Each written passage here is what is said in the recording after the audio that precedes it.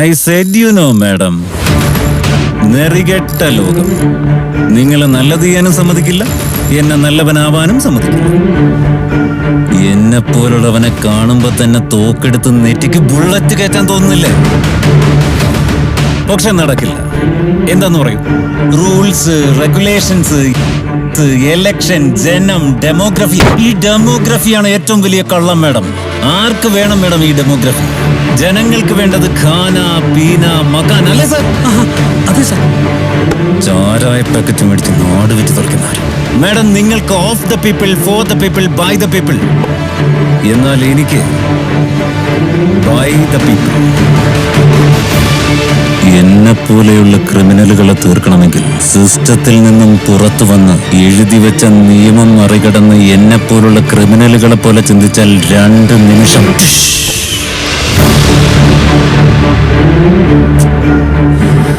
വീട്ടുകളാ.